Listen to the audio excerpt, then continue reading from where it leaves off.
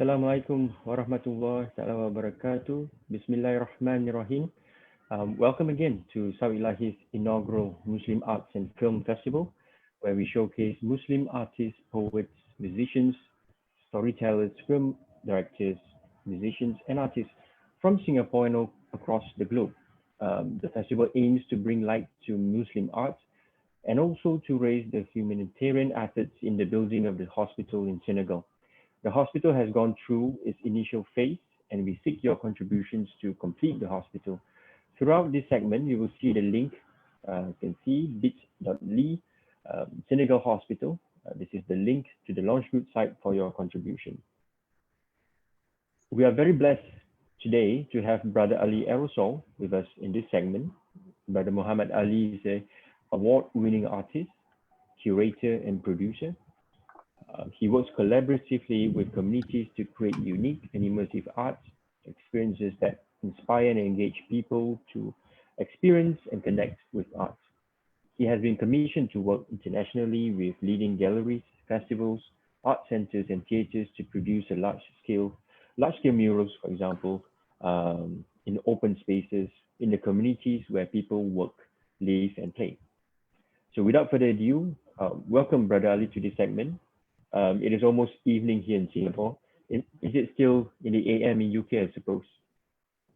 Assalamualaikum. Yes, it certainly is. It's here. What time is it now? It's 11, just gone past 11 a.m. in the morning here in the UK, and I'm here from the city of Birmingham, is where I live, where I was born and raised, in fact. MashaAllah. I think for the benefit of our viewers and participating in this festival, maybe you want to do a bit of sharing, introduce yourself to your work. And I think all of us are very excited to hear from you and to see you present your work this evening today. Sure.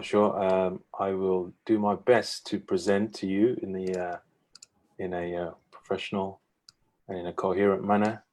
Where I'm hoping, inshallah, that you guys may be able to benefit from the work that I'm going to share with you.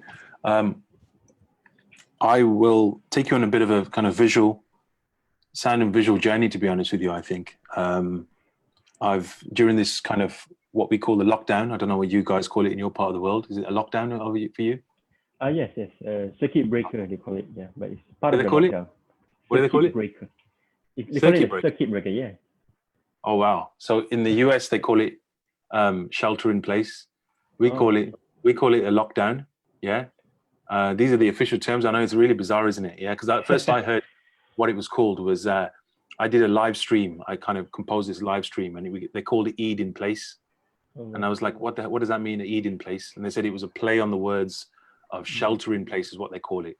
So during this shelter in place or circuit breakdown or lockdown period, I've been experimenting with live streaming and actually looking at just the very nature of what we're doing right now, which is this Zoom connection and us being able to connect through this brilliant platform of Zoom and Facebook and YouTube Live.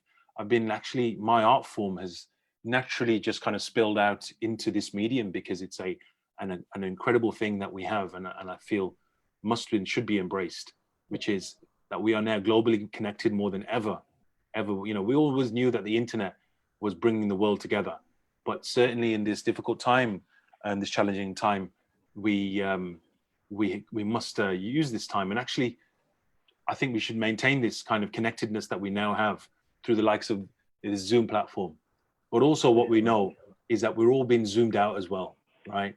And the reality is that we are tired of the format of seeing all these squares of people pretty much just head and shoulder shots of people speaking in the same tone every day. We're in meetings or we're in a conference, and it's no surprise that people will be zoomed out, right?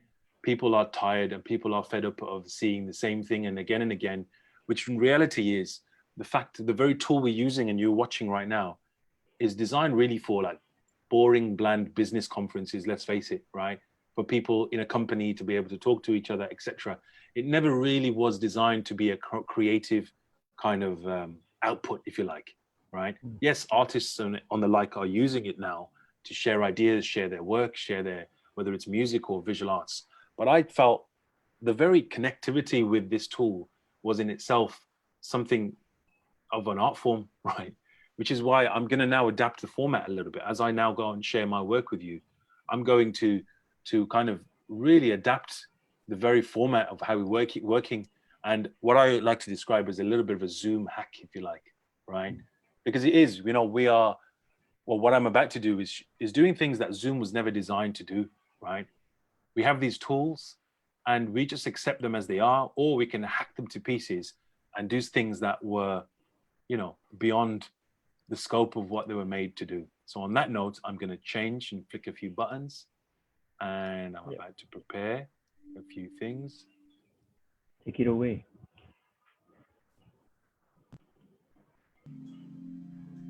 So here we are now. We've entered a different domain. I'm checking my multiple screens around me here, because you'll be able to see in this top corner here, I have various multiple screens. So I'm just checking all my monitors to ensure that you see. I think on the live stream itself, there's a little bit of a delay. So what we should be seeing a new setup right now. Can I confirm either by comments in the, you know, if there are anyone, if they want to comment and say, hey, let's keep this a little bit interactive. If everyone wants to say, yeah, I see you in this kind of floaty space, another worldly environment. So if anyone can confirm, and yeah, including our hosts, if you could kindly confirm that you see. Yeah, we do see it, and I'm also looking at the live stream. Yes, it is projected that you are indeed in a different scape. It's a Zoom scape that is different. So let me expand on that, Brother Ali. In your scope of work, like you said, because of this connectedness and the tools that are imparted upon us, you know, take it for granted or not, we are forced to look at the screen. But in this example here, rightfully so, you've taken that as a tool for you to work on and work with, and the creativity in representation. I guess it is something you see it as an opportunity. You maybe bring us through, since you are already locked in this Zoomscape. Like, bring us through. What is that process, and what has changed your methodology and perception since, if you can say, the lockdown occurred? Look, as an artist, and what I'm now going to be sharing with you is, as we go through this conversation, and you'll see a range of different kind of environments that I'm going to take you through, and look at how hang on a second, just bear with me. There's always a technical glitches in there sometimes. Let me just check. As I change my screens, you should be able to see it, but right now you're not. Give me a second, sorry, forgive me. Samsung. Yeah. So as I change my screens, just forgive me 1 second. I've just got to, I talk about taking over and doing Zoom hacks, but then the Zoom hacks sometimes can go wrong. So just a second. As I get this back again. Screen. So as I flick through now, that's more like it, right? So, as I was saying, I enjoy playing with the format, and as you see me kind of jumping between slides and screens, really it's a desire to try different ways of connecting with people. As an artist, we're in the game of making brilliant things. That's kind of what we do as artists. And me as an artist who's born, you know, in the 80s, in the late 70s, lived through the 80s rather, you know, I've always been an artist at heart. I've tried to be everything but an artist, and I've tried to resist it. I've tried to suppress it. And I'm sure many people are perhaps familiar with the idea of suppressing your creativity. And by that, I mean, culturally, you know, perhaps the idea that art is a waste of time and you should be a doctor, lawyer, engineer. It's something I'm sure many societies are familiar with, this type of narrative of artists not being valued and the profession of the arts being not valued.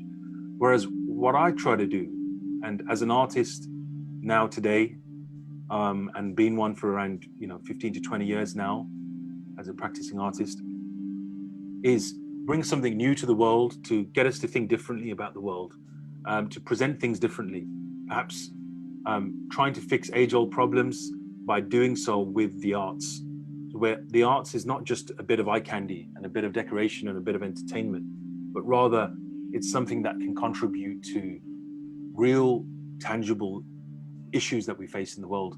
So me applying this type of Zoom world as you see me in these different environments as I'm kind of flicking through, I always felt like I want to use my ability to be creative to offer something to the world, offer something to our communities, especially to communities and voices perhaps that would otherwise not be heard and seen. And I've always, as a minority, as somebody who is a son of an immigrant to the UK in England, I'm not British, I'm not white British, but rather my father moved here in the late 50s and I was born here in the UK. So always being a minority, and what I mean by minority is that I'm sure, we call being of an ethnic minority, where we're not white British, we might have a British passport, but always feeling like the other, if you like. Yeah. Both as a son of an immigrant, as a son of someone who was from Bangladesh, my father migrated from Bangladesh, but also being a Muslim. Being Muslim is almost like, is that, being the other, especially when we're talking about living in the West.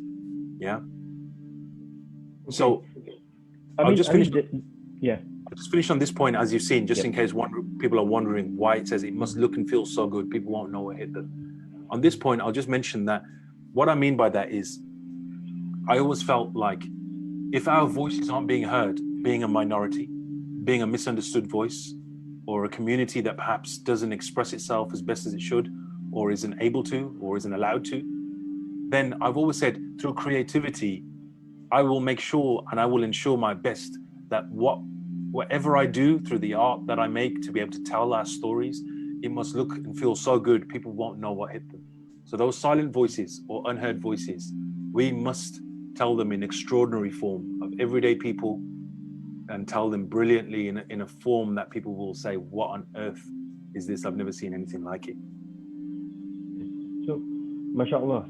So, thanks for this. This is a really wide sharing of the principles that you base on. So, has this lockdown of UME connected you with more people that you feel that are unrepresented, or just it seems like it is a big, huge chunk of your work and invested in representing that. I mean, coming from yourself and communities, and particularly picking out and singling out that becoming Muslim, you must really put your best foot forward, representing voices that are in your community at least. So has this opportunity, given the situation that the whole world is in this current situation, and in particular in Britain as well, just before the lockdown, it was a big Brexit thing that was that quite caught up with that, right? So do you see the lines get blurred with getting, being all of us forced to being online, or has it not really changed? Or what is your take on that and your mode of? Well, yeah, I mean, building on what we said earlier, really, that I mean, to be honest with you, with my work, my own practice, actually, as an artist, I was already quite fortunate and blessed that I was traveling, and I've been traveling around the world for the past 15 years or so, and meeting wonderful communities, whether it's in Melbourne, in Kuala Lumpur, even in Singapore. I've been blessed on a number of times to work with communities there. And I've always been, work has always been informed by telling different people's stories in different societies, and traveling and immersing myself in people's stories, and looking at that and interpreting that through art and connecting them. So I've been quite blessed that I've had that connectivity on a global level, and I still keep connections through social media, and I talk every day with WhatsApp video calls. I'm able to talk to creative friends and colleagues on the other side of the globe, literally from Melbourne to New York. We've got that connectivity. Lockdown, of course, as you mentioned, has heightened that. it's kind of increased the, I suppose, the velocity. The spotlight is burning on us now, and making us thrusting us like never before to respond to the incredible challenges we have. And what's quite unique about that, and I think it really must be embraced, right? We have to, and I sometimes think when we're in the moment, sometimes we don't value these things enough. We got to step outside a minute and say, and look at what's going on here. What has this done? And to analyze it, and I do that a lot. I do like to kind of step outside of my shoes and kind of go, let's look at today and now. I mean, I'm a museum trustee, you see, right? I'm a trustee of the City Museum where I am. I have a very keen and active interest in documenting people's stories. I've done many, and I can share with you shortly about how I've recorded people's stories, especially migrant communities that settled in the UK. So stories and storytelling, it's really important to me, and actually reflecting on our lives and our moments. By that I mean, sometimes when we're in the moment, even knocked down right now, we're not really thinking about actually 100 years from now, what will we want to say to people in 100 years time, right? Are we keeping things? Are we recording clips? Are we taking scans? I've got a newspaper I collected because I saw a newspaper and it said Britain shuts down, right? And because my mind is thinking about storytelling and about capturing moments that we're in right now, we often see history as something that we pull out from 1,000 years ago or 700 years ago. But right now, when I saw that headline, Britain shuts down, that was a profound headline, big letters, simple. And then I bought about 3 copies of that paper, and I said, I'm going to keep this because people in 100 years' time are going to want to see that newspaper. What does it say of that moment? So as I said, even this lockdown period we're in, I'm looking at us almost like through a magnifying glass as an outsider going, we are in the same struggle on this, whether you're in Singapore, whether you're in Melbourne, whether you're in Bangladesh, or whether you're in Birmingham where I am. We are all suffering and struggling with the same, well, I wouldn't say suffering, that's, we're all struggling, certainly. And what can we learn from this that makes us recognize, what are the lessons, how are we overcoming this, even globally together? What can we share with people in Singapore? This very technique of Zoom that we're creating here, and how even my very, little attempt at trying to enhance the experience so people don't switch off from Zoom. The way I see it is people are switching off now, and they're going to go back to whatever normality is, right? Which is, I need to get out into the world again. But actually, I think this is a really, really powerful tool now. The ummah we talk about, a global Muslim ummah, I'm looking at your living room now or your library, and I'm reading the books on your shelf. That would never have happened before. I'm busy looking at what you've got on behind you. And actually, let's harness that ability to stay connected, to share our practice. And the reason, very intention why I am doing this live stream even with you guys is if I can share an ounce of best practice from my creative journey and showing and sharing what I'm doing with Zoom, then alhamdulillah. With that, very excited to see what else you got for us. So please, Brother Ali, bring us to, take it away and bring us to see some examples. And I think there's much for us to learn in this session. Sure. Okay. So look, the reason why I'm taking you through these weird and wonderful environments that I'm placing myself in, I mean, first of all, I've always, my artistic style, I'd probably always describe, there's a couple of words that come to mind is cinematic. Cinema is a key factor. When I'm doing a painting, whether I'm presenting a live stream or I'm doing a theater show, which I've increasingly been doing a lot of, then how it's presented, I would say it's inspired by, cinema. Cinema, the immersive quality of cinema, when you're talking about the music you hear, the visuals you see, the typography that you see in the text and how it appears. Even as you're seeing light pass across me every now and then. You see some bars kind of moving left to right behind me. This detail and this, all of these things play a part in presenting something so that you have the viewer just, responding, listening, and immersing in what you're sharing. So all of this environment that I'm creating, it's inspired by, I suppose, by my movie industry, and quite literally here, other than this camera that's kind of interrupting. I'm going to move this camera out of the way. Here we go. Let me just bend that into place and put it here. I'm giving away my entire setup here, by the way. I've got 2 monitors.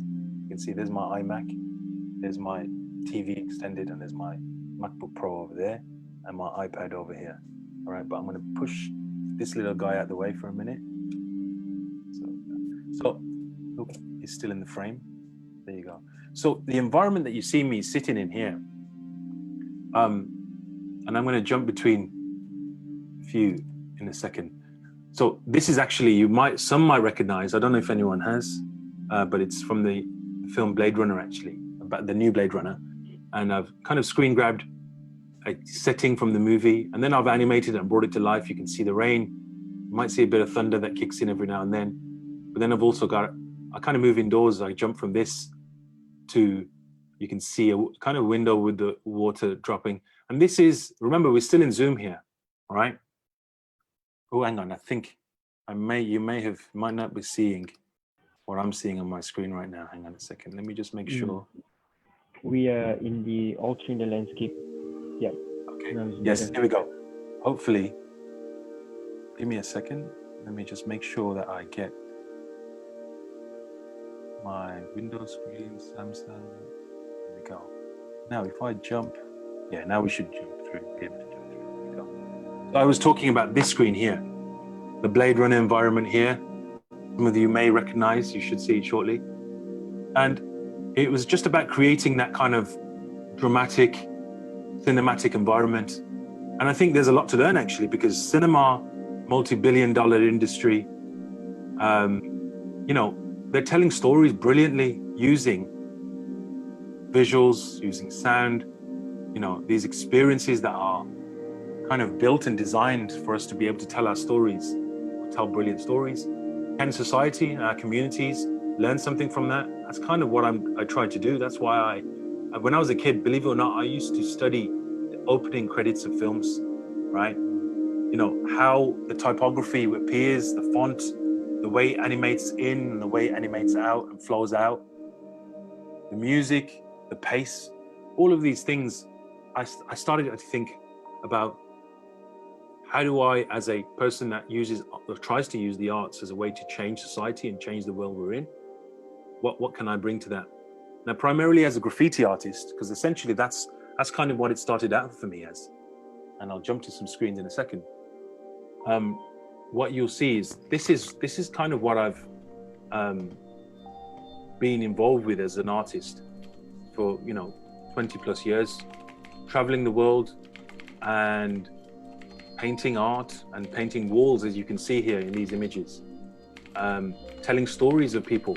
The image you see here right now behind me on that wall there, this one here, no, I point the right way, it's this way, over that way.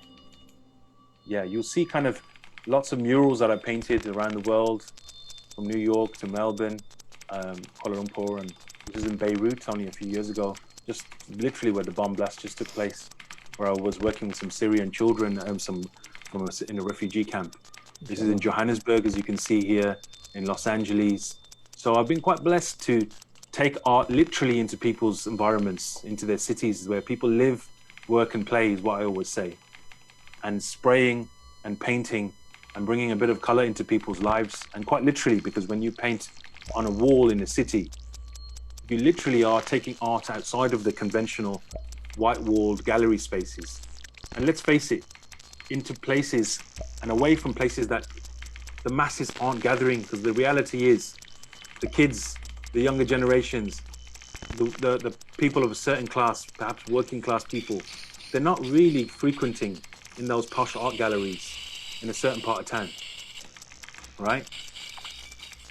They are gathering, they're going about their work and, work, school and whatever. And then they're in the city and they come home and they're watching Netflix, right? So the reality is, that's why I kind of decide to, for me, street art is the most exciting, is that it literally takes art to the people. And then beyond painting of murals, as any artist who evolves, I started looking at theater, and I started doing live art performances as well. Away from the wall, I started looking at telling stories through and away from a visual, just only a visual moment. And I'll tell you the idea where that came from was when I was painting these murals, I suddenly turned my back and to the wall, and I see that 50 people are standing and watching. And it occurred to me that this is a performance. This isn't just a bit of visual eye candy with a visual message. Of course, there was always a message of the work I did, but rather this was something that had to be witnessed in the art of it and the making of it. And I started to really think about how can I present this as an experience for people. So I started dabbling in theater, where I was painting live on a stage and making art and telling stories through theater. So that's where it started for me. But just to give you an insight into where the journey started from, right? Be it before that I just mentioned. And it started, believe it or not, from this games. I used to be a games designer. These screens should change. Yeah, here we go. These are some of the games I worked on. You'll see from the platform, which was the Game Boy Advance. Yeah. If anyone remembers the Nintendo, was it Nintendo who made that? Nintendo, was it? Game Boy. Yeah. Of course, yeah, Nintendo. Game Boy. Yeah. Yes, of course, lost track for a minute. So the Game Boy Advance, so you get an idea of what year we're talking about. 15 years ago, around that period, just before, was it before PlayStation came? Yeah, I think it was. PlayStation 1 hadn't arrived yet, so just before PlayStation 1. I know it's hard to imagine a world before PlayStation, right? But there did exist a world before PlayStation, right? And I was making these games, and the reality is these games, and I'm going to show you some of the screens in a second. These games, this is another game I worked on. You can see here, a few games actually. This was the Flintstones game.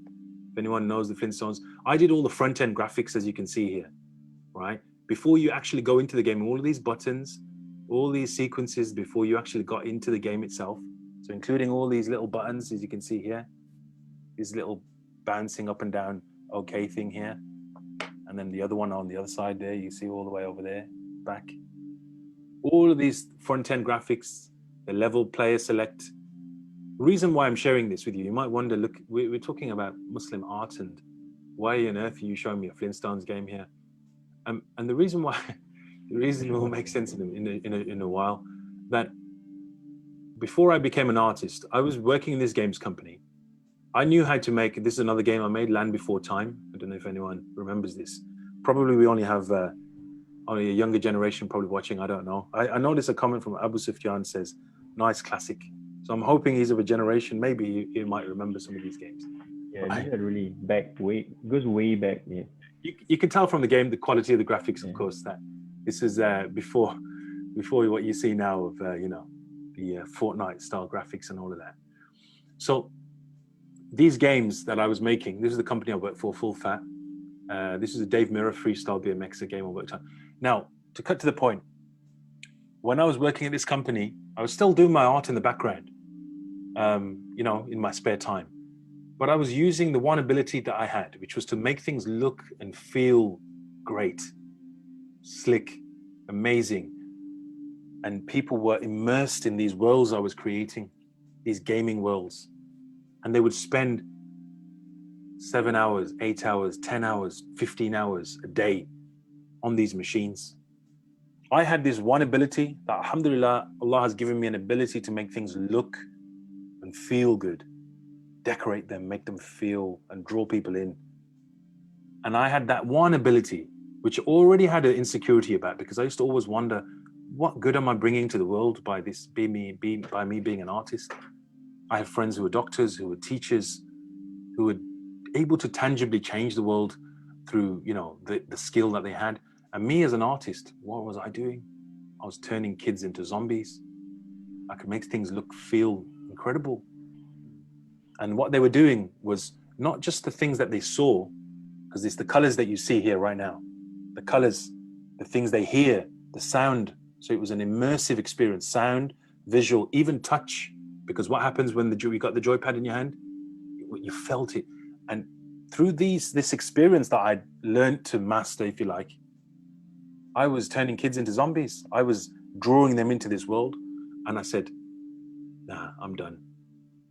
There's more to life than this. Yeah. I quit. I left the industry, and I realized using that one ability that Allah had given me to turn kids into zombies, I wanted to do more. And that's when I made a decision to be a full-time artist. But also why I share this and why this is relevant is the immersiveness of gaming I now bring into my art in order to try and transform our communities. So when I'm doing theater shows and I'm thinking about the sounds and how it builds, you even hear sound now as we're speaking, because those little details, I've recognized that when we are able to control and bring these in different levels of sound, visual, touch, feel, smell, when you're able to bring these ingredients and cook them up in the right combination, what happens with that? You have people eating out of the palm of your hand, as you see in gaming. Yeah. But I think it's a thing to learn from, that when we explore with immersive experiences, a bit like the VR experience, if you like. I mean, when I talk about immersive, just imagine the VR headset, Ocular, whatever it's called now. I've forgotten what it's called now. But that immersiveness where a person is separated from the world that they're in, and they are totally, you've taken them somewhere else. And I think that's, for us as change makers or as people who, our duty as human beings is about bringing good to the world and enhancing other people's condition, your own condition and others along the way, to make them live brilliant contributors to society. So we all have a wholesome contribution of society. Then I say, this is something that's really, really important to me and what I'm dedicated to now. Inshallah, Brother Ali. So, if I may interject here, so Sure. in essence, the haptic and the tactile experience of you can say art seems to be very fundamental and I think quite crucial in your work, because as you showed earlier, you would have started art from the streets, right? Graffiti as a means of showing a representation of the community, the immediate community that is around, and then that community may be also immersed in the games that you design. So how do you deal with that? I think eventually you would also give a sharing on that. But how do you actually come to this point right here, right now, saying that there is something more and beyond, and I think we need to be immersed, you can say, experiencing the right, so-called the right thing to sort of like help ourselves with overcome ourselves and be better people. And how do you go about doing that? So could you summarize your question again? So how do you use art to be immersed in? How do you see art being as a tool to immerse ourselves and to better ourselves, in our lives? Okay, how do we use art as a tool to better ourselves? Yeah. I think we're talking about experience and immersion, especially. Yeah. I think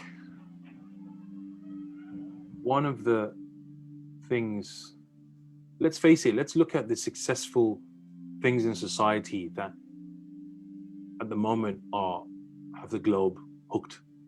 Gaming is one.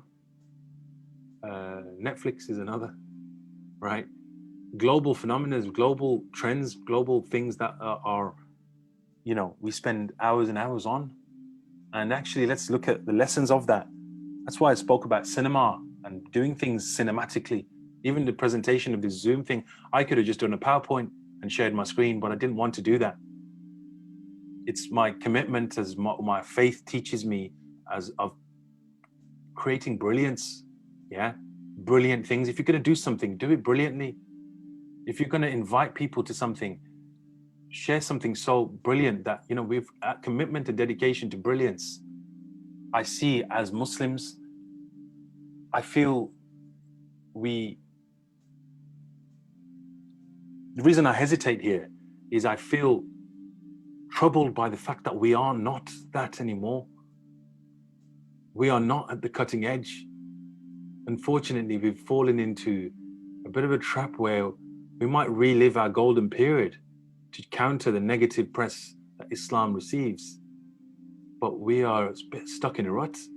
We can't relive our past and talk about the golden period, where architecture, or whether we talk about Islamic Spain. Let's look at now and what brilliance we're creating. Let's look at creating unique things that are unique to us.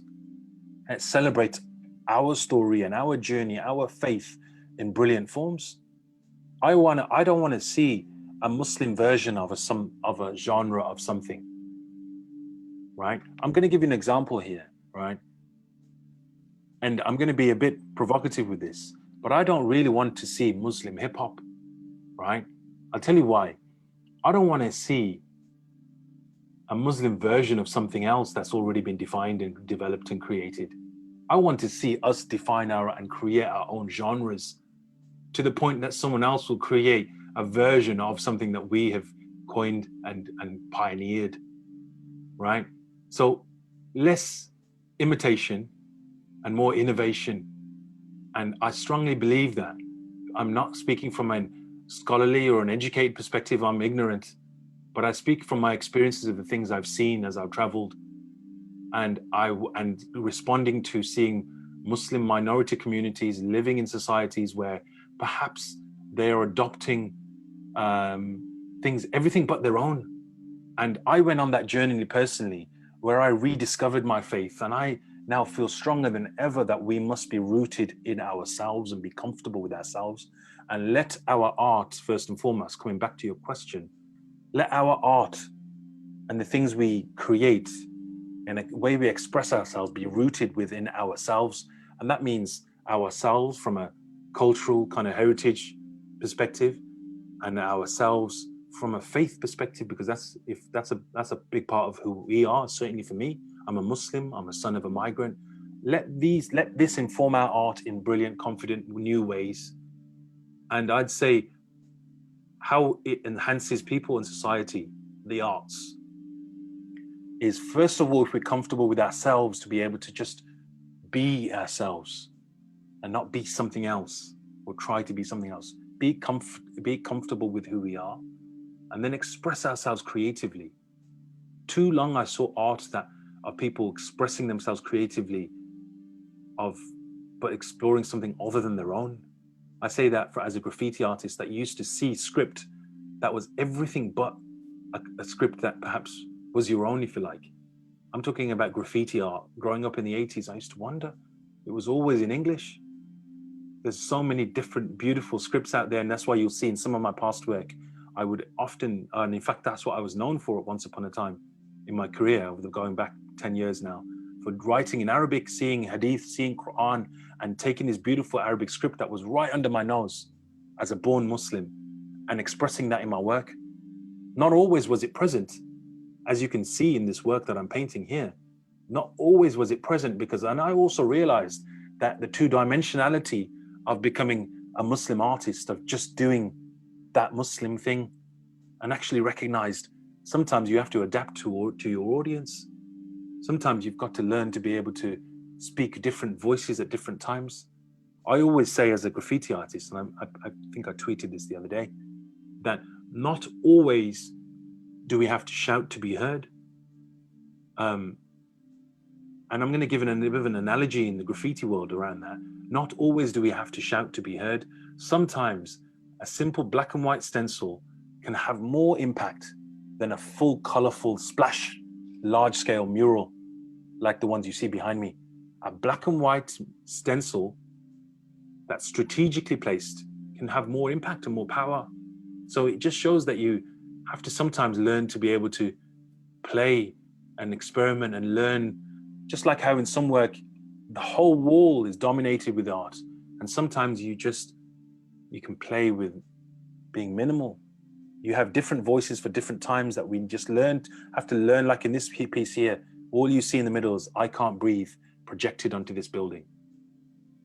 Here you see the concept, a leap of faith, written here. There's no Islam in there other than the Islamic patterns you just saw. Sorry, it goes so quickly.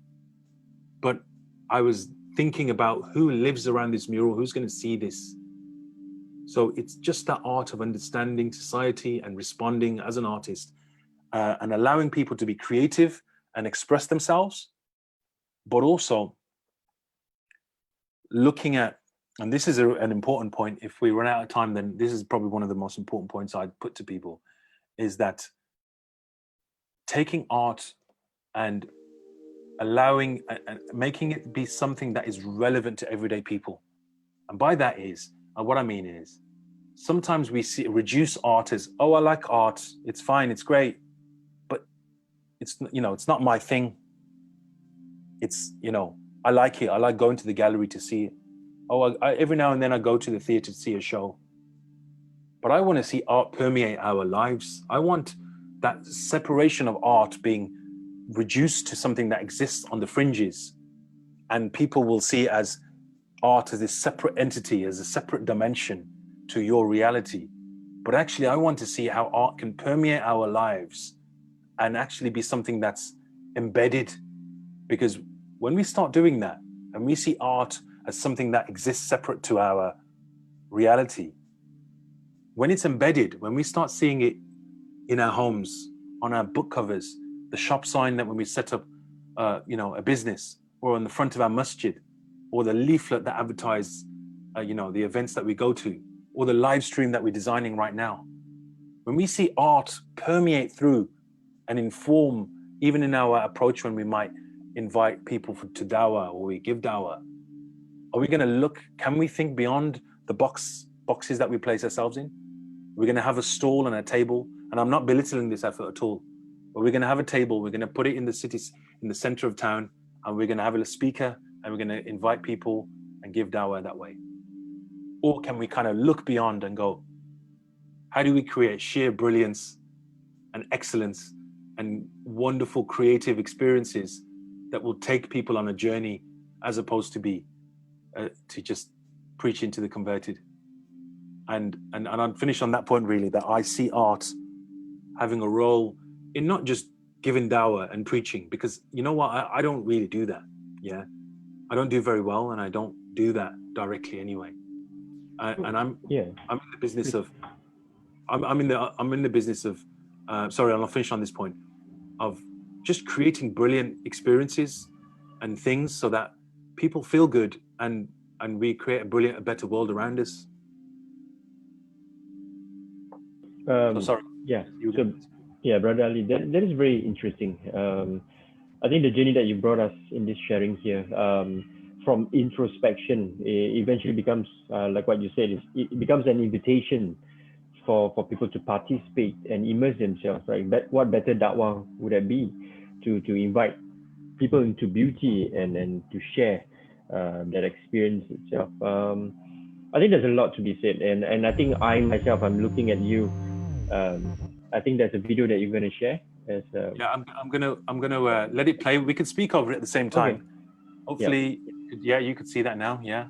Yes. So I'm just sharing this as an example. There's many things, and we run out of time, unfortunately. I can go on forever, as you probably heard already, right? This is just a short film that I'm sharing with you, really. Yeah. I'm going to talk through. I was going to let you see it with the music in place, but I think, let me see if I might increase the music a bit. Let's see if I can talk while the music's playing on this. If you can hear me while this is playing. Yes. So what you see here right now is retelling of a Shakespeare story, Othello. If anyone knows Othello, the story of one of Shakespeare's classics, of a Muslim black man, and it kind of deals with racism in society of that time, and it really is quite a brilliant story, actually, of a man who's Muslim. And you see here, this is my interpretation of that play. I was approached by a theatre company to respond to the story of Othello, and Othello is one of my favorite stories, so I jumped at the chance. So I'm hoping you guys can hear me. I think you can, right? You can see me in the corner. Yes, we can. Great.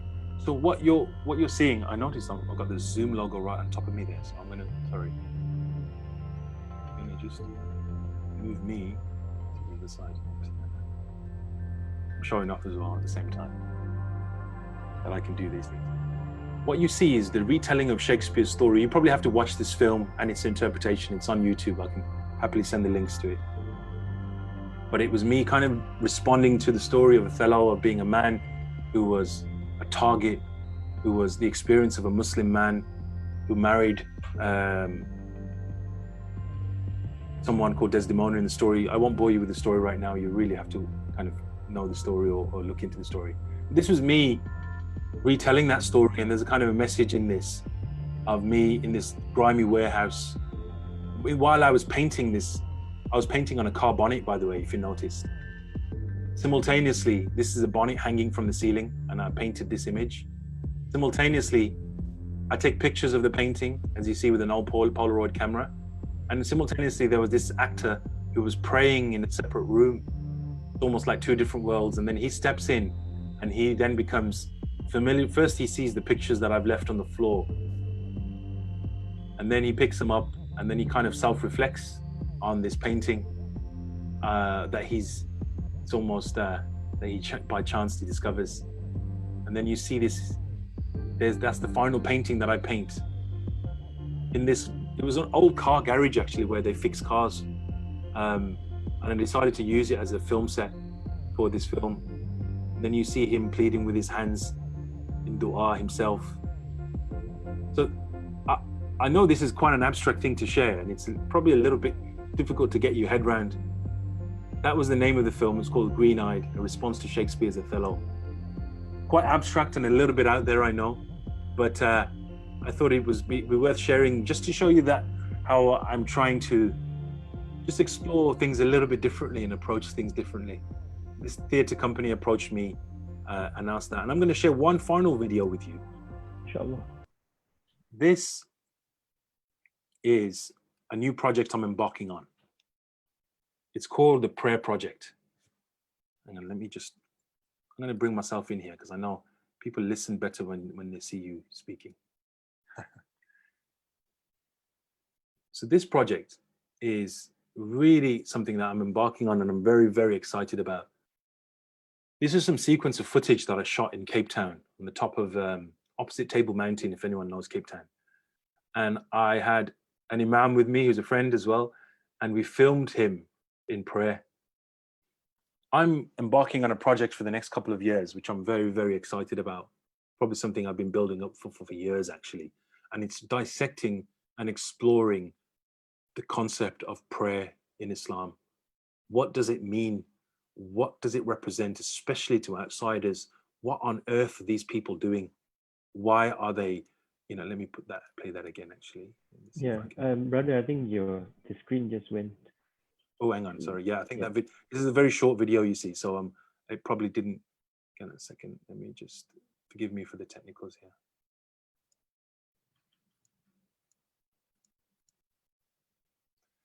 So this short video it's only it's a 30-second or so piece. Now, what this shows is the beginning of a journey of exploring prayer and what that means, especially to outsiders. Why on earth are they kissing the floor? What are they doing? Why do they pray? I was asked when I was about 16 years old. I used to help my father in his restaurant. We used to own an Indian restaurant, and some of our regular customers that would come to the restaurant, we'd sometimes allow them into the kitchen, just to say hello to the chef. And one time, this guy called Andy, I still remember him, and he said, he came in the kitchen and he saw the chef. When it came to pray, he would put his prayer mat on the kitchen floor and he was praying. He walked in and he sees him in prostration and he said, "What's he doing?" And I was like, "He's praying." He's like, his question, I always remember it, he said, "What's he praying for?" And it struck me at that moment that he didn't really understand this world. And I felt from that moment a burning desire to explain to a world of people, a whole world, that why I pray. What is this reason? And not just that, it isn't just a nice fluffy project about why we pray, but about the struggles, even internal struggles, about prayer, what it means to people, the waswasa that we hear, the whispers of the distraction and the struggles, and really facing on a very kind of honest perspective and look at this creative project that will be some theatre in there. There'll be a visual arts element where I'll have an exhibition an immersive experience that you walk through. You will have theater of storytelling. I'm recording current interviews. We've already recorded interviews in a tower block of apartments in Melbourne, Australia. Those flats, what we call flats, I think you call them, is that right? You call them flats or apartments? I don't know. No, But exactly, flats. Tower block, Yeah. where people are now in lockdown in Melbourne because they can't leave, where Muslims, predominantly African Muslims, who are living in there, we're exploring what it means for them, because they're not able to pray. And actually a lot of the racist society might say that because they wanted to pray in congregation, that now the COVID has spread. Yeah. So incredible stories of people, what it means to not to be able to pray in congregation together. That's a global thing that we're all battling and struggling with. So this prayer project couldn't have come at the right time, the first time for many of us in history, where we've, for months and months and months, we've not been able to be shoulder to shoulder with our community and pray. So it's an invitation as well. This project is R&D at the moment. I'm developing it. It's going to take place across different continents, from Australia to the UK and South Africa, maybe Southeast Asia as well, if there's stories that can be captured. And it's going to be a touring exhibition of artwork and of theater and of storytelling, and a series of films as well. Just like you saw me film The Man on the Top of the Mountain, I'm also filming people. But I tell you something, it really is going to be an attempt to capture the prayer in a form that's never really been told before. MashaAllah. So again, Brother Ali, there is an invitation for all of us, through your introspection and through very, very close study of the arts and what is being Muslim and arts. I think this close relation in the hour that we have here today would not do justice to whatever repertoire that you have. And I said that, wow, it's really, I think this invitation, I'm immersed in this. I'm zoomed out in your Zoomscape, and I think it is a lot to appreciate and a lot to learn from in just one instance. But unfortunately, I think we are running out of time, and I think with that, with closing comments, I will try to end the conversation. I think you shared a lot, and I think we covered quite a lot of ground. What advice would you give to young and upcoming artists, Muslims, perhaps, in these times, to test or to be an artist, or to even dream about an artist? What advice, if you can, give them, if you may? I'll give this advice by turning off this mode and returning back to the boring old Zoom gloom. You might want to bring my camera back in again. You want to bring my camera back in again? Yeah, I think. So we'll go back to standard format. Let me start my video. Unable to start video. Start my video. There we go. So I'm back here in the boring Zoom format, right? I've got my green screen behind me as well. So I thought I'd go back to this mode, just to no distractions of the art now, just to give a final point. What advice do I give to yourselves and myself? Because I'm still learning. I'm still trying to work it all out, this madness. I'm no teacher. I'm still looking for teachers, right? So, and I mean that, we are still working it out. I'm still trying out new things and seeing where art can take us and how it can help our society and our communities. One advice, or a bit of advice, it's hard to pin it down really, but I'd say be true to yourself and your community. Unashamedly be confident. Just be you, and know that what you're expressing through your art, if you're not seeking something that is truly unique and brilliant and unique, and you're offering something new to the world, strive for that always, right? I think I'm getting hung up a little bit on that whole imitation of creating things and not striving for that brilliance, right? If you're not creating something, and I'm not saying that everyone has to have this uniqueness that is the only thing you've ever seen and you're like, that is brilliant, but at least go on that path to seeking something that is, as artists, you want to create something that's going to make people stop in their tracks and say, I've never seen anything like that before, and that's changed my whole life. if your art isn't transformative, both for yourself and for your communities that see your work, then you keep striving for that.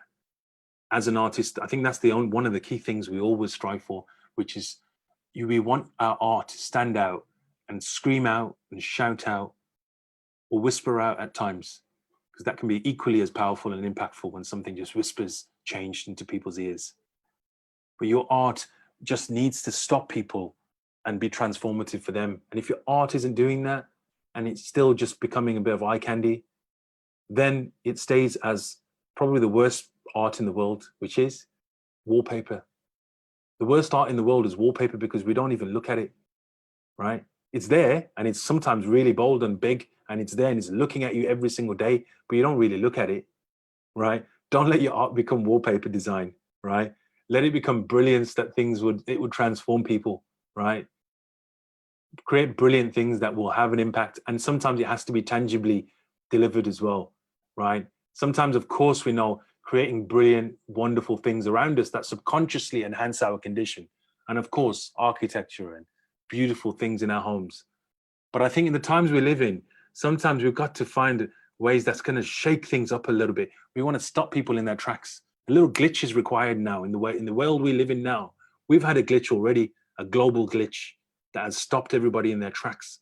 We must harness this moment, grab this moment, use our creative ability to continue this lockdown, the stopping of time in the world right now, and use our art to kind of add to this heightened experience and say, our art is going to make change now. It's going to force change. Otherwise, we're going downhill. Thank you so much, Brother Ali. Such profound words and I think advice for us to learn from. And you know, I wish we had more time to go on and really look at the repertoire of works and seek your advice on this. Thank you so much for this segment. No problem. And no, with that, yeah. yes. I want to thank you guys as well. You know, Singapore people who are watching and around that region. I do want to thank you, but I also want to stay connected as well. So if anyone wants to message me or any advice, I'd like to be as accessible as possible on Twitter, Ali Aerosol, and on Instagram, Ali Aerosol as well. So please do get in touch if anyone wants to continue a conversation.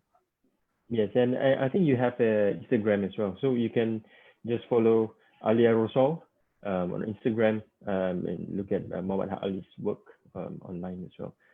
So with that, thank you for watching this segment and supporting Sout Ilaahi's Muslim Art Film Festival. Once again, we hope that you will be able to contribute to the completion of the hospital in Senegal at this link, and you can see on the screen. Your contribution goes a long way. At this moment, they have completed the maternity and pediatric wards, and we are now moving to complete the project. We are also raising funds for this festival through our Film Fest t-shirts. All proceeds will go to the production of this festival. You may visit www.soutilahi.com or shop.soutilahi on Instagram to purchase these t-shirts at $25 each. This is the last day of the festival, and we'll be having a closing segment later, Singapore time, 11 p.m. So do join us. Thank you for watching. Assalamualaikum warahmatullahi wabarakatuh. Thank you so much.